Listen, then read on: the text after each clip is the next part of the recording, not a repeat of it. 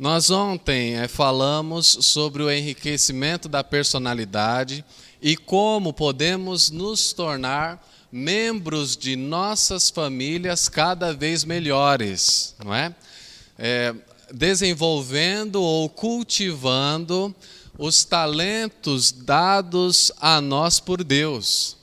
E nós vimos que é importante cuidar da saúde, vimos que é importante administrar bem o tempo, não é? Vimos que as nossas capacidades intelectuais devem ser desenvolvidas de maneira tal a nos tornarmos instrumentos, né, intelectuais também aos mundanos, àqueles que nos cercam e que não têm a mesma fé que nós, né? Deus nos deu faculdades mentais, Deus nos deu também influência, lembra que comentamos ontem? Todos nós temos um campo de influência pelo qual nós podemos, de maneira sábia, agir e abençoar os nossos, né? Influência essa que depois se estenderá para outros lugares, não é? Eu costumo dizer que famílias fortes formam igrejas fortes, né? E por famílias fortes, os bairros são influenciados para o bem. Quando eu falo famílias fortes, eu estou querendo dizer famílias divinamente instruídas, né, divinamente orientadas e que são luz no bairro onde instaladas estiverem. Grandes já foram as lições que nós aprendemos, né? Nós aprendemos que num lar cristão há a necessidade da expressão do amor verdadeiro. Não aquele ensinado por Platão ou por Aristóteles, mas o ensinado por Jesus, que concentra-se no bem-estar dos outros e não no nosso. Nós aprendemos coisas especiais e ontem aprendemos também, inclusive, que uma estrutura familiar apropriada começa com um casal de namorados bem direcionados. Lembram de domingo? Não é?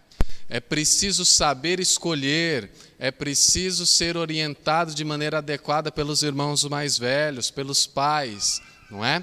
É preciso colocar a razão no momento da escolha e não ser vencido pela paixão ou pelos sentimentos. Coisa difícil para os jovens, não é?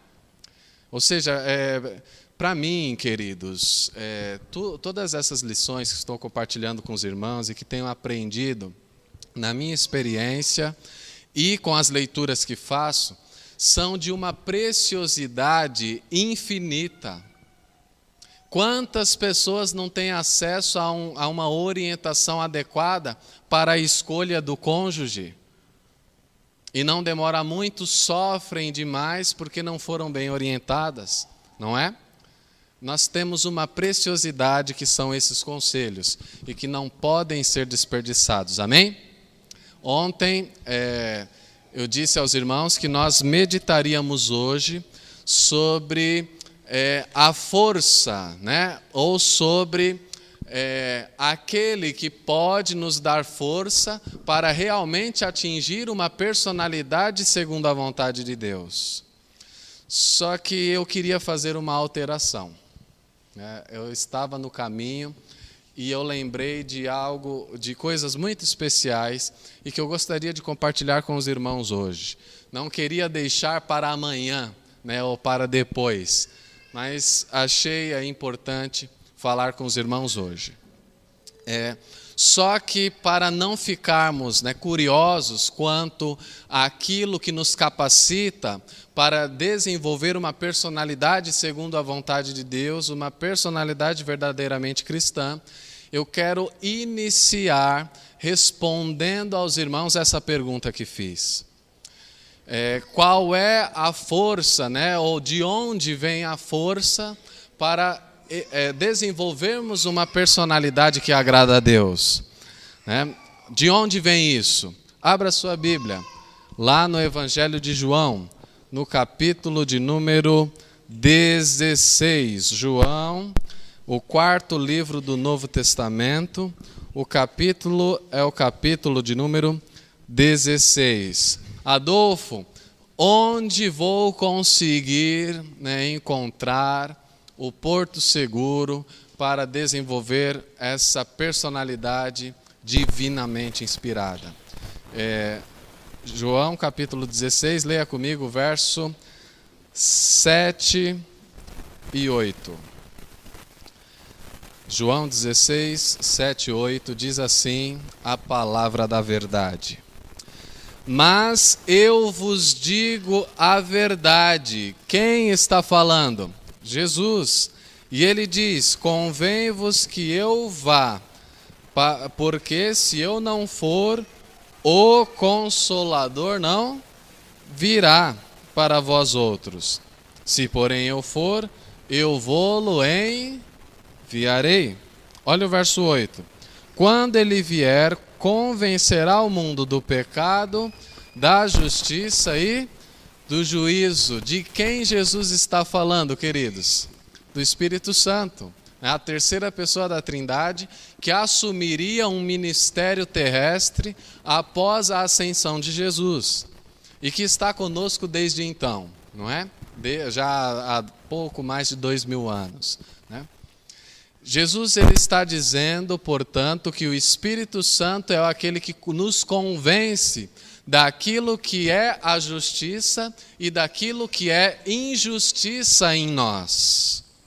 Ou seja, a obra de transformação de que todos nós precisamos, ela é amplamente desenvolvida pelo Espírito Santo. Ele é uma grande necessidade nossa. E quando eu falo isso, eu me lembro de um texto muito especial, do livro Eventos Finais. Aqui no meu, vai ser a página 43, mas no livro mais antigo, aquele pequeno, talvez alguns lembrem, tenham, vai ser a página 65, né? E nós podemos encontrar aí uma palavra bem interessante com relação à nossa felicidade, né? Ou seja, para conhecer a felicidade, o Espírito Santo é uma pessoa que diretamente está relacionada com isso, né? Diz assim, Eventos Finais, o capítulo A Vida Devocional do Remanescente, e a expressão para você achar fácil aí, Marcelo, é coração, coração humano, tá bom? Coração humano. E a Ellen White diz assim, você vai acompanhar na tela, ela diz o seguinte no Eventos Finais: o coração humano não conhecerá felicidade enquanto não... Deixa eu parar um pouquinho. Queridos, desejamos nós sermos pessoas felizes? Será que há alguém que não deseja isso? Né?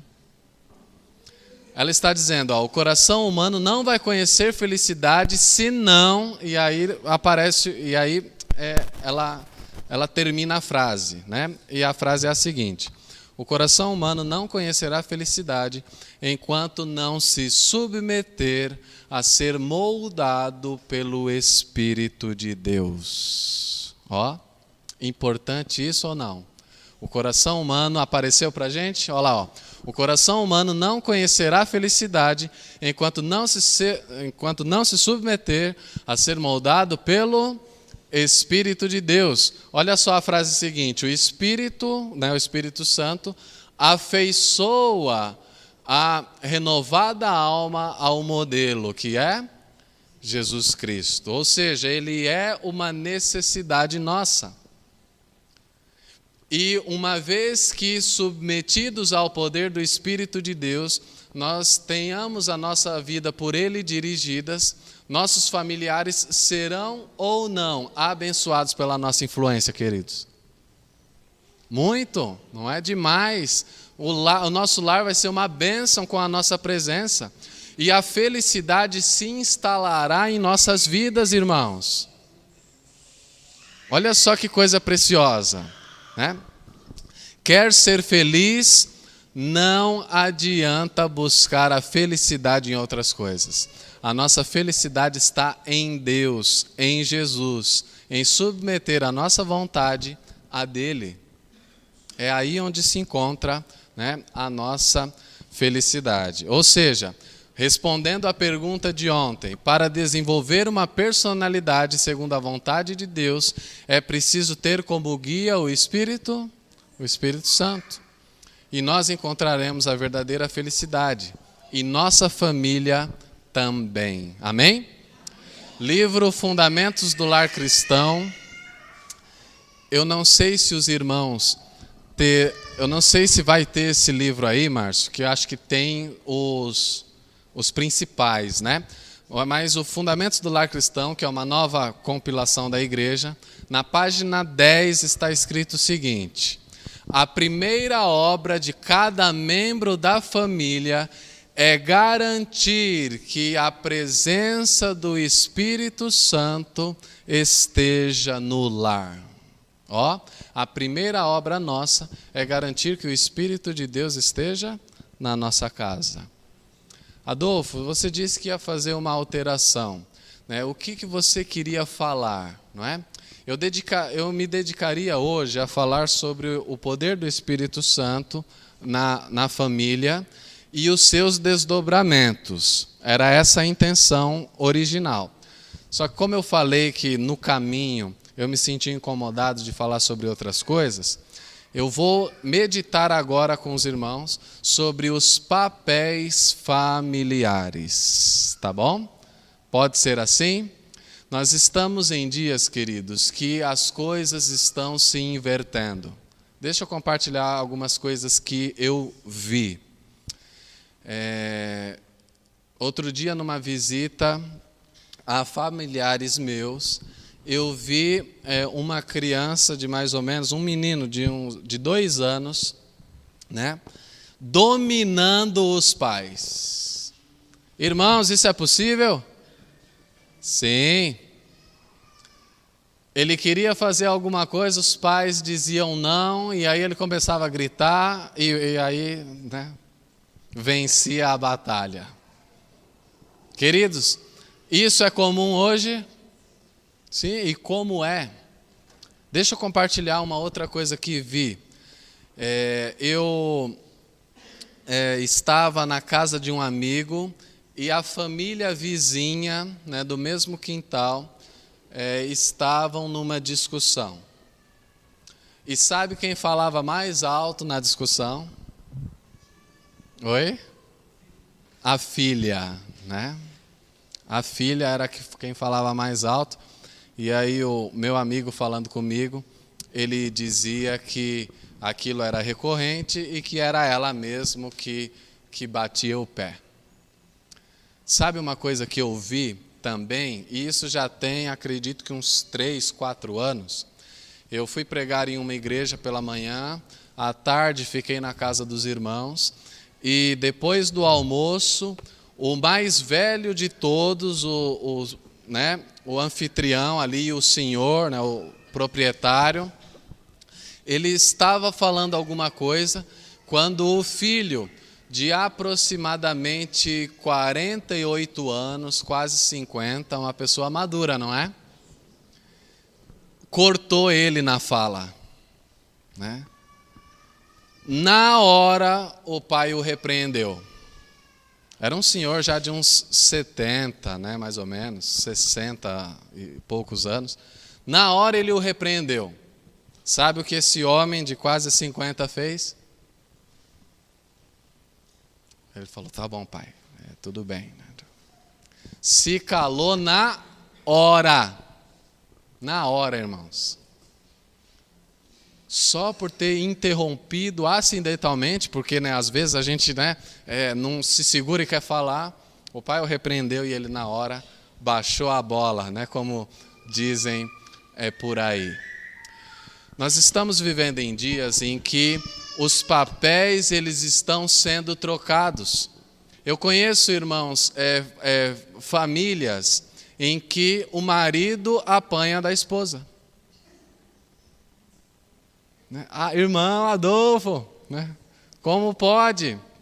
Talvez, muito provavelmente, alguns dos irmãos aqui conheçam histórias similares, não é? Pode um negócio desse, irmãos? Adolfo, mas o contrário também não pode, né? Não pode mesmo. Mas a autoridade está sendo tão fortemente pregada para alguém que divinamente não tem, que as coisas estão acontecendo. Adolfo, o que você está querendo dizer? Você está falando entre as linhas, e é isso mesmo que eu estou entendendo, né? Eu gostaria de compartilhar com os irmãos nesses minutos 2 textos bíblicos que nos orientam como agir em família, ou quais são os papéis de cada um. Querido, você já ouviu a expressão cada um no seu quadrado? Já ouviu? Deus deseja que seja assim. Ele delimitou quais são os papéis na família e nós não podemos permitir que o nosso papel seja assumido por outro. Quais são esses, Adolfo? Abra comigo a palavra de Deus. Provérbios, capítulo de número 31. Abre lá. Provérbios 31. Aqui, quem é desbravador já sabe o conteúdo do texto, né? O desbravador estuda bastante a Bíblia, não estuda, irmãos? Provérbios capítulo 31, estuda, os irmãos estão rindo, mas estudam, né?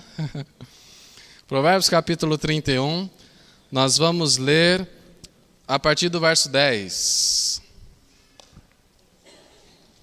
Amém? Encontraram? Vamos ler juntos? Provérbios 31, verso 10 diz assim: mulher virtuosa, quem a achará? O seu valor muito excede o de finas joias. O coração do seu marido confia nela. Amém? E não haverá falta de ganho. Olha o verso 12. Ela lhe faz bem e não mal durante uma semana. É assim? Ela lhe faz bem e não mal quanto tempo? Todos os dias da sua vida. Amém? Busca lã e linho e de bom grado trabalha com as mãos. E como um navio mercante de longe traz o seu pão. É ainda noite e já se levanta, e dá mantimento à sua casa, e tarefa às suas servas. Examina uma propriedade e adquire-a, planta uma vinha com as rendas do seu trabalho. Cinge os lombos de força e fortalece os braços, diz o verso 17. Ela percebe que seu ganho é bom, e a sua lâmpada não se apaga de noite.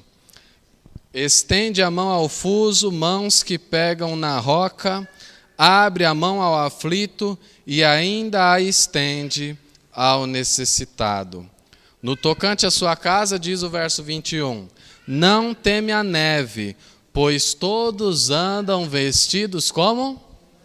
De lã escarlate. Faz para si cobertas, veste-se de linho fino e de púrpura. Seu marido é o que, queridos? Estimado entre os anciãos da terra. Ela faz roupas de linho fino, vende-as e dá cinta aos mercadores. A força e a dignidade são os seus vestidos. E quanto ao dia de amanhã, não tem preocupações. Fala com o que, irmãos? Sabedoria. E a instrução da bondade está na sua língua. Atende ao bom andamento da sua casa e não come o pão da preguiça. Seus filhos levantam-se e a chamam ditosa, feliz, não é? Alegre.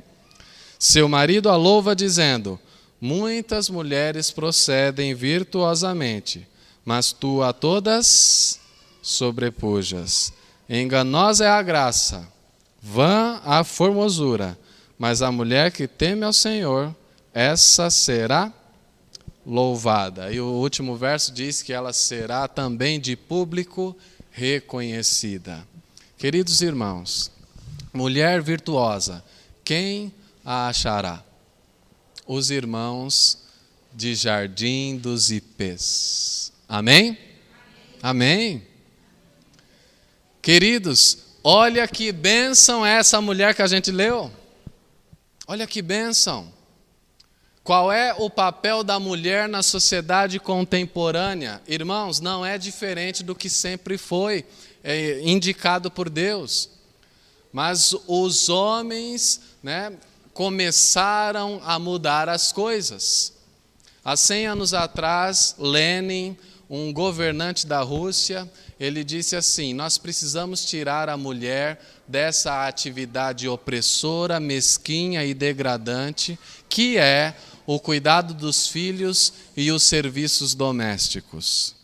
Olha só, para Lenin, esses trabalhos são mesquinhos, degradantes, opressores, não é? Sabe o que está escrito no Fundamentos do Lar Cristão, na página 10, na página 14?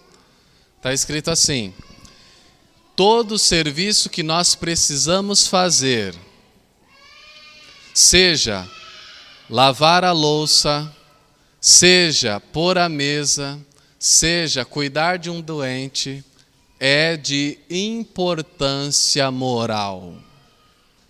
Ó, enquanto Lenin diz que os serviços domésticos são degradantes, opressores e mesquinhos, Ellen White diz no Fundamentos do Lar Cristão que esses serviços são de importância, ó, que bênção, obrigado Márcia, apareceu ali pra gente. São de importância moral, ou seja, ao lavar a louça o nosso caráter está sendo aperfeiçoado, é isso que ela está dizendo.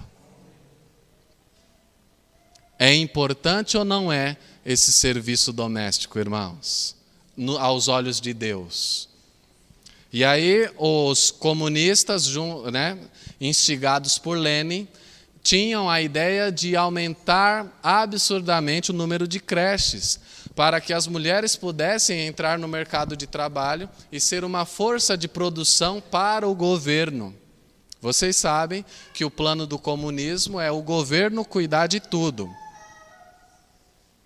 e administrar até as relações familiares. E essa é a ideia.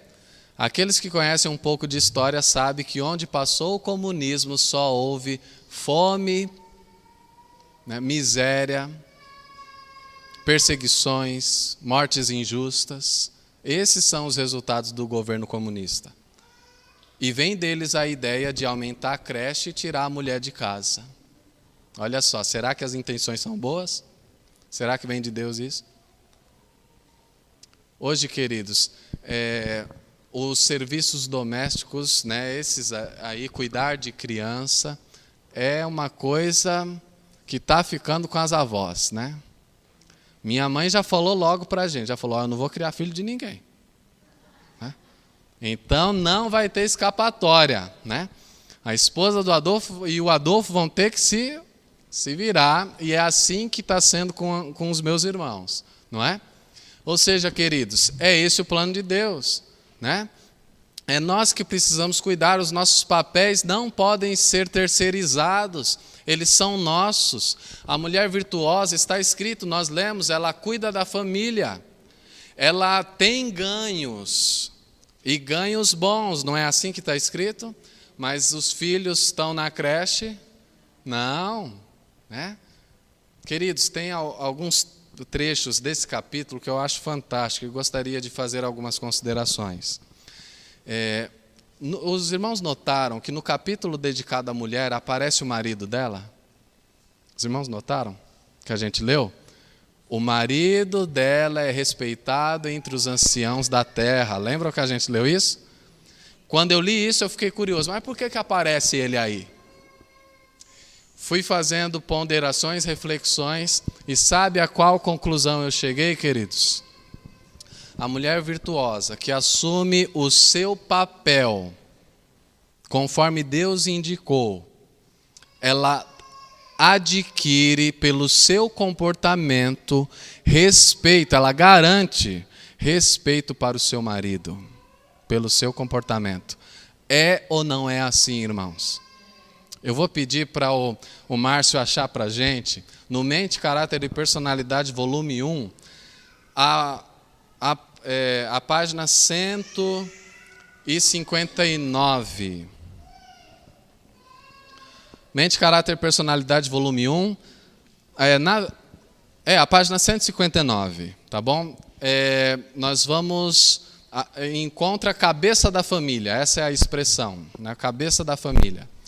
Nós vamos ler um texto agora bem interessante do Espírito de Profecia que deixa claro qual é o papel do homem e qual é o papel da mulher na família, tá bom? Adolfo, por que é importante nós pensarmos nisso e trazer esse conteúdo para a igreja? Queridos, está assim de casais adventistas infelizes. Assim. E eu vou ousar dizer que mais da metade é por conta dos papéis estarem sendo invertidos.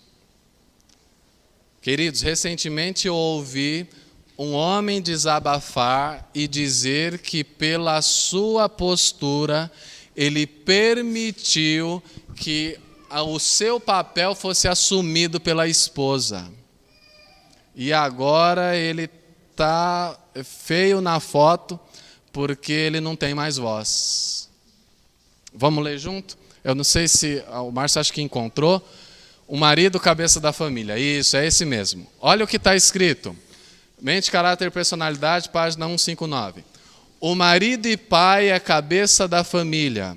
A esposa espera dele amor e interesse, bem como auxílio na educação dos filhos. E isso é justo, amém? A mãe tem a primazia da educação, mas também o pai é responsável, amém? Olha o que diz depois. Os filhos pertencem a ele da mesma forma que a ela, e a sua felicidade igualmente o interessa. A felicidade de quem? Dos filhos, interessa ao pai também. Os filhos esperam do pai apoio e guia. Cumpre-lhe a quem, irmãos?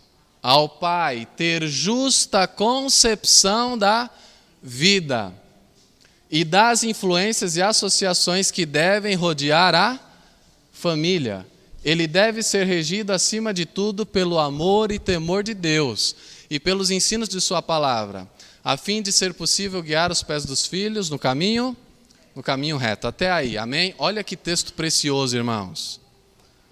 Cumpre ao marido ter justa concepção da vida. Pergunto, como é que faz para ter isso? Porque é uma coisa preciosa e profunda, não é? Como que faz para ter uma justa concepção da vida?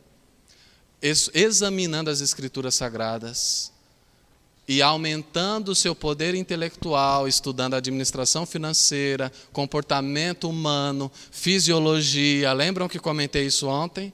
Quanto mais estudo nós tivermos, melhor será a nossa concepção da vida. E melhores serão os efeitos da nossa influência sobre os nossos familiares. Amém? Olha outro detalhe que tem ali. É responsabilidade do pai escolher as amizades da família. Tá ou não está escrito isso ali, irmãos? Ó. E das influências, ele cumpre-lhe ter justa concepção da vida e das influências e associações que devem rodear a família. É responsabilidade do pai conferida por Deus. Orientar e, se possível, escolher quem vai acompanhar, quem vai ser companhia dos filhos e da esposa. Grande ou pequena responsabilidade? Ó. Na página 161, Márcio, meu tempo... No meu relógio ainda falta um pouquinho. Vou ler um texto para as mulheres agora também. É a página 161, a página seguinte. Né? Um texto bem especial ali. Uma palavra legal seria sobressenho. Adolfo, que palavra é essa? Né? Procura aí, Márcio, sobressenho cerrado. Né? Nós vamos ler esse texto. Adolfo, que é um sobressenho? Eu fui olhar no dicionário também quando eu li. É uma fisionomia carrancuda, né? Isso é um sobressenho, né? Nós vamos ler juntos ali, ó. Foi-me também mostrado que há muitas vezes uma grande falha por falta da esposa. Ela não envida, ou seja, ela não se esforça decididamente para controlar seu próprio espírito e tornar o lar feliz. Frequentemente, o que está escrito ali? Há reclamações, não é? Frequentemente, há irritabilidade e queixas desnecessárias. O marido volta para casa como, irmãos? Cansado, né? Ali capengando, diz o texto. E se depara com um sobressenho cerrado, uma fisionomia carrancuda. Queridos, qual é o efeito dessa cara fechada? Olha lá. Ele não é mais que humano. E suas afeições se afastam de quem? Por causa do quê? Do sobressenho, né? Por causa do sobressenho. Ele perde o amor ao lar. Sua vereda se ensombra. E o que acontece com o ânimo? É destruído. Ele desiste do que, irmãos? O que aconteceu com o rapaz que eu comentei agora há pouco? Desistiu do respeito próprio. E daquela dignidade que quem requer que ele mantenha? Deus. O marido é o que, irmãos? Atenta para isso. Como Cristo é a cabeça da... E qualquer procedimento que a esposa possa tomar para lhe diminuir a influência do marido, desagrada a quem? A Deus. É dever da esposa ceder seus desejos e vontade aos do Adolfo. Está escrito isso mesmo. Olha lá. Página 161. Ambos devem estar dispostos a ceder. Amém? Aí agora, né? Alivia um pouco, né? Ambos devem estar dispostos a ceder, mas a palavra de Deus dá preferência ao juízo de quem? E não depõe contra a dignidade da esposa ceder em favor daquele que ela mesma escolheu para ser o seu conselheiro, o seu protetor e que mais tem lá? O seu consultor, protetor e conselheiro. Queridos irmãos, está delimitado ou não os papéis familiares? Deus, ele tem a sua posição com relação a isso? Tem. Nós iremos seguir? Se seguirmos, seremos felizes. Adolfo, deixa eu te fazer uma pergunta. Eu sou a auxiliadora. E o meu marido, ele não tem uma justa concepção da vida. Ele não se depõe sobre a Bíblia, não se debruça sobre a Bíblia para aprender o que Deus quer que ele aprenda como ser um marido, um pai. Adolfo, ele nem é cristão. Né? Eu posso estar falando a alguém que está nessa situação, o esposo nem é cristão e não quer saber dessas coisas. Né? De ter justa concepção da vida, seguir a vontade de Deus. Isso está fora, né? Como é que fica, Adolfo, comigo? Como é que eu faço? Querida irmã, leia no Fundamentos do Lar Cristão o capítulo Como Conviver com o Jugo Desigual. Amém? Queridos, olha, até isso Deus deixou escrito para a gente. Olha que bênção. Fundamentos do Lar Cristão, capítulo Como Conviver com o Jugo Desigual. Mas para você não ficar muito curiosa, deixa eu adiantar uma coisa. Deus, ele pede que você seja uma esposa submissa, auxiliadora, mesmo a esse não convertido. Em tudo, Adolfo? Não. Sabe por quê? Porque ele não é convertido. Não tem uma justa concepção da vida. E aí você não vai deixar de lado os reclamos de Deus para segui-lo. Amém? Não pode. Antes seguir a Deus. Pois não, irmão? O irmão queria... Né? Pois não. Oi? Ah, colocou? Ah, olha lá, ó. Deve abandonar. Eu não vou ler com os... Posso ler um pouquinho só?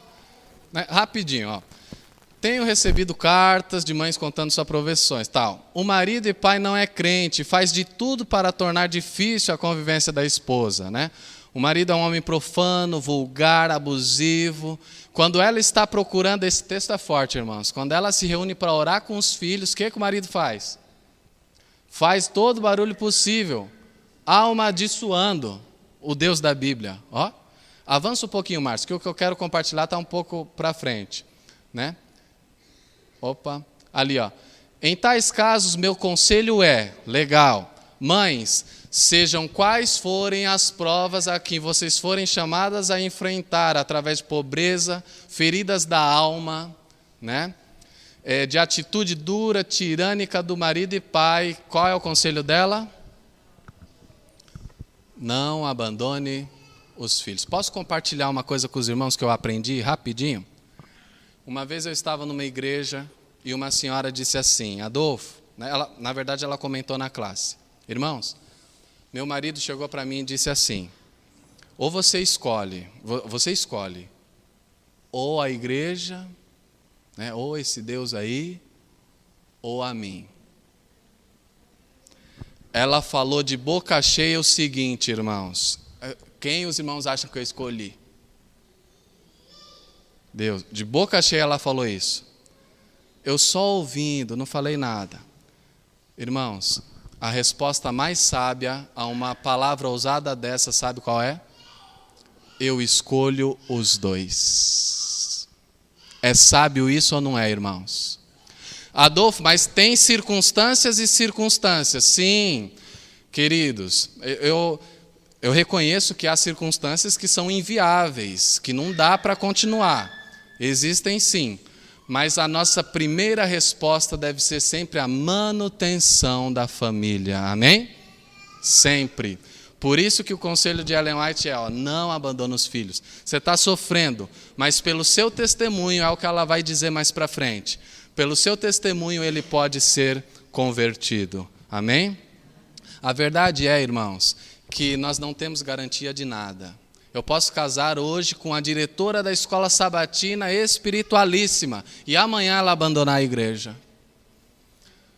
Você, moça, pode casar hoje com um pregador bonitão da semana de oração. E daqui 10 anos ele abandonar os caminhos de Deus, ou menos até. A gente não tem garantia, não temos. A gente pode criar só Abéis e quando eles crescerem um pouquinho, um virar Caim. Pode ou não pode acontecer? Pode. Nós não temos mais garantia, mas o conselho de Deus é, conserve, faça de tudo para conservar a família. Amém? Queridos, meu tempo já foi, 10 minutos já, mas eu precisava compartilhar com os irmãos esses conselhos preciosos, né? Cada nós temos o nosso quadradinho no lar e seremos felizes se ficarmos nele, amém? Cada um de nós temos responsabilidade para com os nossos irmãos, de casa, e devemos cumpri-las, tá bom? Que Deus abençoe as famílias do Jardim dos Ipês, e que apesar de serem muito grandes as provas, que Deus nos dê sabedoria para decidir da maneira mais apropriada, amém? Tema de amanhã, Fundamentos da Educação Cristã.